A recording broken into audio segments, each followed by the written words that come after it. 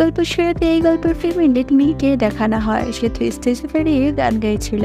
আর তখনই আমরা দেখতে পাই যে তার মা বকুনিতে তার ঘুমটা ভেঙে যায়। আসলে মিং তো এতক্ষণ ধরে স্বপ্ন দেখছিল। আসলে মিং এর অনেক বড় স্বপ্ন হলো যে সে অনেক বড় সিঙ্গার হবে, কিন্তু তার মা তো সেটা চায় না। তার মা চায় যে সে ইউনিভার্সিটিতে ভর্তি হবে এবং ভালো করে পড়াশোনা করবে, জীবনে অন্য কিছু একটা করবে।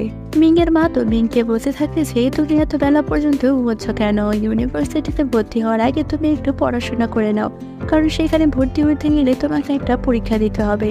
আর ভালো স্টুডেন্টরা কখনো এত বেলা পর্যন্ত ঘুমোয় না। আর এসব চিল্লাচিল্লির শব্দ শুনে মিং এর বাবা চলে আসে তার মাকে শান্ত করার জন্য, কিন্তু তার মা তো একদমই শান্ত হয় না। আর তাদের বাবা মেয়ে দুজনকে তার মা অনেক ভালো করে ধুয়ে দেয়। আর মিং তো মনে মনে ভাবতে থাকে যে সে কিভাবে একাডেমিতে ভর্তি হবে। আর ওই পাশে আমরা দেখতে পাই যে গল্পের মেন লিডকে, তার নাম ছিল ইউজি। ইউজি তো অনেক বড় সিঙ্গার ছিল। আর সেখানে অনেক রিপোর্টাররা এসেছিল ইউজির ইন্টারভিউ নেওয়ার জন্য। তারা অনেক প্রশ্ন করছিল, কিন্তু ইউজি তো তাদের সবার প্রশ্নকে ইগনোর করে সে ভেতরে চলে আসে। এরপরে আমরা দেখতে পাই ইউজি তো তার একটি পছন্দের গান প্লে করছিল, আর হঠাৎ করে তখনই কারেন্ট চলে যায়, সবকিছু অন্ধকার হয়ে যাওয়াতে ইউজি অনেকটা ভয় পাচ্ছিল। আসলে ছোটবেলা থেকে ইউজির একটি ব্যাড এক্সপিরিয়েন্স রয়েছে, সেটা হচ্ছে অন্ধকার হয়ে গেলে সে অনেকটা ভয় পায়। আর একটি গান শুনলে তার সমস্ত ভয় কেটে যায়। আর তখনই হঠাৎ করে কারেন্টগুলো চলে আসে। এরপরে দেখা যায় ইউজির ম্যানেজার আসে ইউজির সাথে দেখা করার জন্য। ইউজি তো তার ম্যানেজারকে বলে যে আমি ছোটবেলায় যে গানটা শুনতাম এবং রিসেন্টলি যে গানটা গাওয়া হয়েছে সেটা অনেক ভাইরাল হয়েছে, সেই গানটা কে গিয়েছে তুমি কি সেটা জানো? তার ম্যানেজার তখন বলে যে এই গানটা যে গিয়েছে রিসেন্টলি অনেকটাই ভাইরাল হয়ে গেছে, কিন্তু যে গিয়েছে এই গানটার মানুষটাকে খুঁজে পাওয়া যায়নি, তবে তাকে খুঁজে বের করার জন্য আরো কয়েকদিন সময় লাগতে পারে। এরপরে দেখেছে মিং তো আর্ট একাডেমিতে অডিশন দেওয়ার জন্য চলে আসে, কিন্তু সেখানে থাকা ইউজের কিছু পাগল ফ্যান্সের কারণে মিং তো মাটিতে পড়ে যায়। আসলে ইউজের ফ্যান্সরা মনে করেছে ইউজি হয়তো এই গাড়িটাতে করে এসেছে, কিন্তু সেই গাড়িটার ভেতর থেকে একটি মেয়ে বের হয়, যেটা দেখে তারা সবাই অনেকটা মন খারাপ করে ফেলে। এরপরে আমরা দেখতে পাই ইউজি তো তার ফ্যান্সের হাত থেকে বাঁচার জন্য সে তার নিজের লুকটা চেঞ্জ করে সেই একাডেমির দিকে আসছিল। আর ওইদিকে আমরা দেখতে পাই যে সেই একাডেমিতে কিছু রিপোর্টার্স এসেছিল, আর তারা তো সেই মিং এর ব্যাগে ইউজির মতো একটি পুতুল দেখতে পায়। এটা দেখে তারা ভাবে যে মিং এই মেয়েটি হয়তো ইউজি অনেক বড় ফ্যান্স হতে পারে। আর সেই রিপোর্টার্স এসে মিংকে কিছু প্রশ্ন করছিল আর তার দিকে ক্যামেরা ধরেছিল। মিং তো ক্যামেরা দেখে অনেক ভয় পাচ্ছিল, যাতে করে এই ক্যামেরার মাধ্যমে তার মা না বুঝে যায় সে আবার একাডেমিতে এসেছে অডিশন দেওয়ার জন্য, যার কারণে সে তাদের প্রশ্ন কোনো উত্তর না দিয়ে সে দৌড়ে পালাতে শুরু করে। আর মিং এর পিছনে সেই রিপোর্টার্সরা ছুটতে থাকে, আর ওইদিকে দেখা যায় ইউজিকে ইউজির ফ্যান্সরা দেখে ফেলে, যার কারণে ইউজি ছুটতে থাকে আর তার পেছনে তার পাগল মার্কা ফ্যান্সরাও ছুটতে থাকে। আর মিং তো রিপোর্টার্সদের হাত থেকে বাঁচার জন্য সে ওয়াশরুমের ভেতরে চলে আসে, আর তখন সেখানে ইউজিং তার মুখটা চেপে ধরে আর বলে যে একদম চুপ, কোনো রকম কথা বলবে না। আর মিং তো ইউজিকে ওয়াশরুমে দেখে সে অনেকটাই শকড হয়ে যায়, তার দিকে সে শুধু তাকিয়ে আছে। ইউজি তখন অনেকটা অ্যাটিটিউড নিয়ে তখন বলে যে তোমাদের মতো পাগল পাকা ফ্যান্সের কারণে আমাদেরকে বেঁচে থাকা মুশকিল হয়ে যাবে। তোমরা যখনই আমাকে দেখো তখনই আমার পেছনে ছুটতে লাগো, এমনকি তোমরা মেল ওয়াশরুমে চলে এসেছো আমার সাথে কথা বলার জন্য। মিং তখন বলে যে কে তোমার পেছনে ছুটেছে, আমি তো তোমার পেছনে ছুটিনি, বরং তুমি ফিমেল ওয়াশরুমে চলে এসেছো। ইউজি তখন লক্ষ্য করে যে হ্যাঁ এটা সত্যিই ফিমেল ওয়াশরুম, এর জন্য সে কথা ঘুরিয়ে বলেছে। এর জন্য ইউজি তখন কথা ঘুরিয়ে বলেছে তুমি কি জানো আমাদের মতো ফেমাস স্টারদের ক্রেজি ফ্যানের হাত থেকে বাঁচতে কতটা কষ্ট হয়। তারা যেখানে আমাদেরকে দেখে সেখানে আমাদের পেছনে ছুটতে লাগে আমাদের সাথে কথা বলার জন্য। ইউজির এমন কথা শুনে মিং অনেকটা শকড হয়ে যায় আর বলে যে কি তুমি তোমার ফ্যান্সির হাত থেকে বাঁচার জন্য ফিমেল ওয়াশরুমে এসে লুকিয়েছ। ইউজি তখন বলে যে হ্যাঁ অবশ্যই। মিং তখন ইউজিকে নিয়ে মজা করার জন্য সে তাকে বলে যে তাহলে আমি বুঝতে পেরেছি, তোমাদের মতো কিছু আইডলরা মেয়েদের হাত থেকে রক্ষা পাওয়ার জন্য তারা কিনা ফিমেল ওয়াশরুমে এসে লুকিয়ে থাকে। এই কথাটা বলে মিং তো অনেকটা হাসতে থাকে, আর এতে ইউজি অনেকটা লজ্জা পেয়ে যায়। এটা বলে মিং যখন এখান থেকে বের হয়ে যাবে তখন ইউজি মিংকে আটকে ফেলে, আর মিং এর ব্যাগে ইউজির একটি পুতুল দেখতে পায়।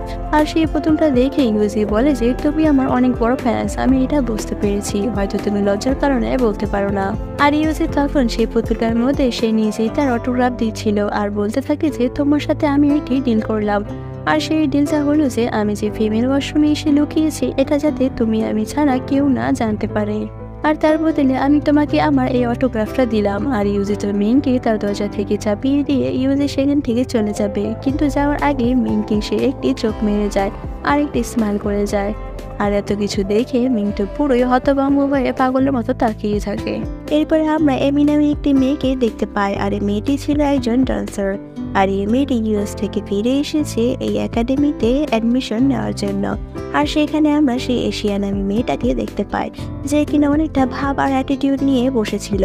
সে নিজেকে অনেকটা ফেমাস স্টার মনে করতো। আর এমি তো এশিয়ার সাথে একটু কথা বলার চেষ্টা করছিল, কিন্তু এশিয়া তো এতটাই ভাব দেখায় যে এশিয়ার ভাবের জন্য এমি তো এখানে আর থাকতে পারেনি। আর কিছুক্ষণের মধ্যে সেখানে মিং চলে আসে, আর মিং এর সাথে তখন এমির পরিচয় হয়। আর একটু ফোনে দেখা যায় সেখানে ইউজিও চলে আসে। ইউজিকে দেখে সেখানে থাকা মেয়েরা তো পাগল হয়ে যায়, আর এশিয়া তো দৌড়ে চলে যায় ইউজির সঙ্গে পরিচিত হওয়ার জন্য। আর মিং তো ইউজিকে দেখে সে তাড়াতাড়ি করে তার ফেসটাকে লুকানোর চেষ্টা করছিল, আর ইউজিকে মিংকে দেখে ফেলে, যার ফলে সে সেই সাথে পরিচিত না হয়ে সে সামনে এগিয়ে যায় মিং এর কাছে। আর এটা দেখে সে অনেকটা রেগে যায়। ইউজি তখন মিংকে বলেছে, তুমি আমাকে ফলো করছো কেন? ফলো করতে করতে এখানে অবধি পৌঁছে গেছো। মিং তখন বলেছে, আমি তোমার ফ্যান্স আছে, আমি তোমাকে ফলো করব।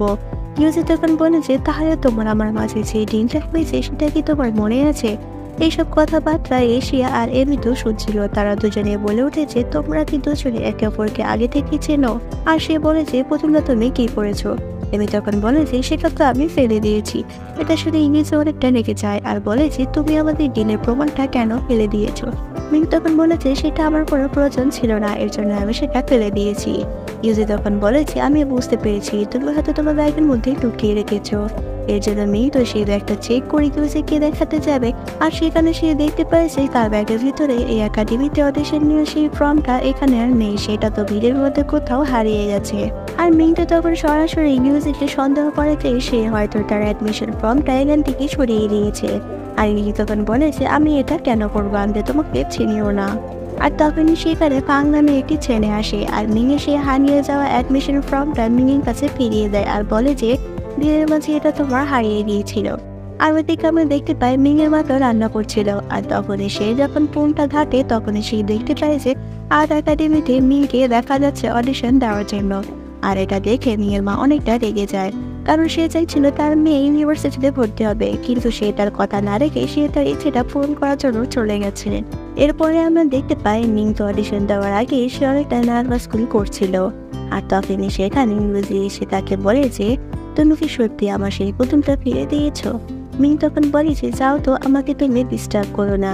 ইউজি তখন বলে যে, আমি ভাড়া করে জানি তুমি সেই প্রথমটা ফেরোনি, আর আমার জন্যই তুমি এখানে এসেছো। মিং তখন বলে যে, আমি তোমার জন্য কেন আসবো? আমি তো আমার স্বপ্ন পূরণ করার জন্য এখানে এসেছি। আমার অনেক স্বপ্ন হলো আমি একটি অনেক বড় স্টেজে পারফরমেন্স করব। আর এর সাথে এই গল্পের প্রথম এপিসোডে এখানে শেষ। Thanks for watching.